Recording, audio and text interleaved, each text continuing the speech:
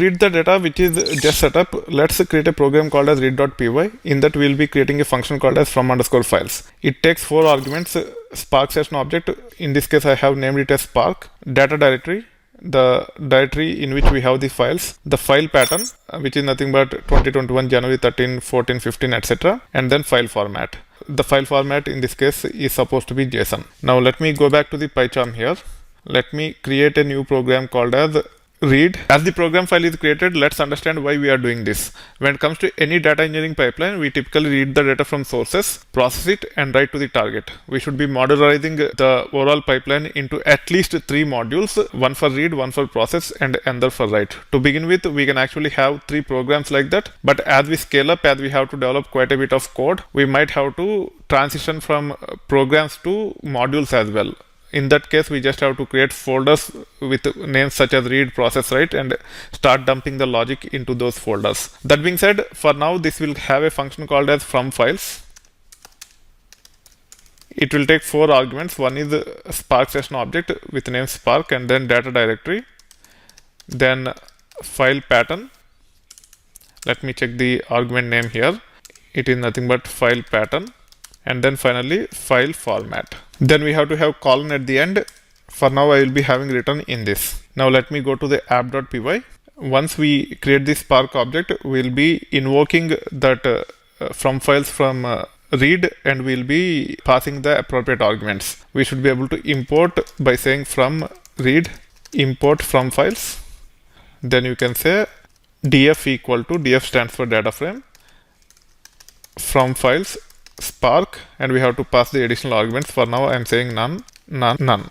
If you go back to the read.py, as of now, from files doesn't have any logic, and it is returning nothing, which means it is returning something of type none, and hence if you go back to app.py, as of now df is of type none. Now when it comes to Spark, which is of type Spark session, it exposes something called as read. Read is nothing but an attribute of type data frame reader. Using read, we have access to APIs such as JSON, Parquet, etc. to actually read data from files of specific formats. We can also use something called as format, and we should be able to specify the format using which the file should be read. So in this case, as our files are of type JSON, we should be able to either say spark.read.json or spark.read.format of JSON and then take it further. Before going ahead and implementing it, let's understand how to explore the APIs using our local development environment. We can say PySpark here. We are supposed to be in terminal first and then run this PySpark command. It will actually launch Python CLI with Spark based libraries and also Spark object pre-created for us. You can see Spark session is available as Spark here. So using this Spark, we should be able to explore the APIs to read the data from the files. When it comes to Spark, it have an attribute called as read.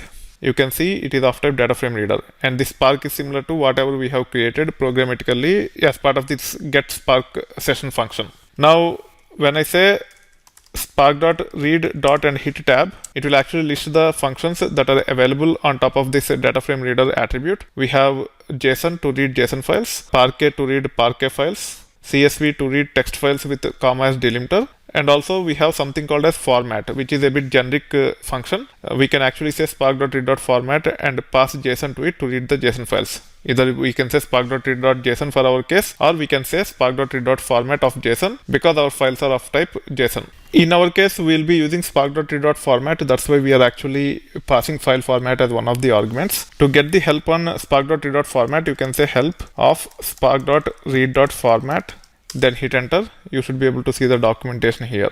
This is how you should be able to read the JSON files if you want to use format as the function. Now I can actually go to read.py, hit enter.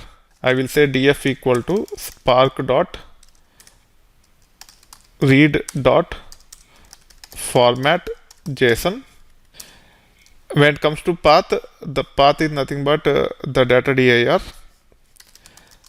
and hence I have to say load f data underscore dir slash file underscore pattern. Then I have to just return the df. This is how we should be able to explore the APIs, and we can actually develop the required functions to read the data from JSON files into a data frame.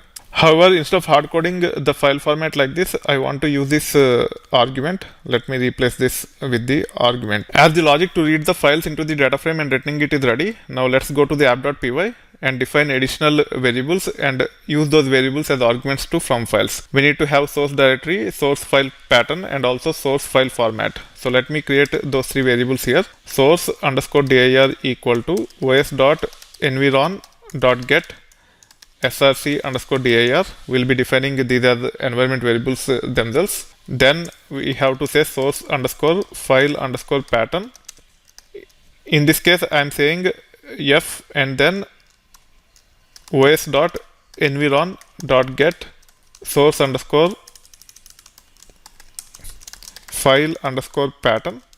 As of now, we have set up only one files for 13th of January, 14th of January, and 15th of January for the year 2021. But when we get into the production, we'll have 24 files for each day. And we want to use the pattern, not just the complete file name.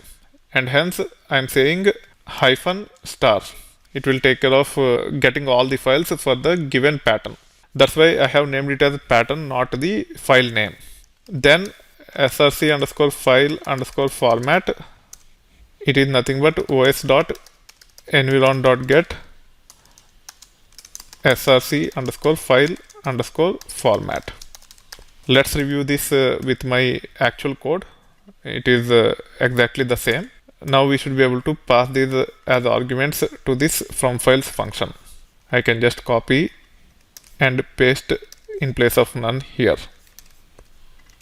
Once we get the data frame back as the return from files, we should be able to validate by printing the schema and also by selecting few records from the data frame. To print the schema, we can say df.print schema like this. To preview the data, we will say df.select repo.star. Repo is nothing but a nested JSON within the data frame, and I am only selecting attributes from that nested JSON. That's why I'm saying repo.star here, and then .show. Now we can save this. To validate, we need to set these additional environment variables. For that, we can go to run, edit configurations.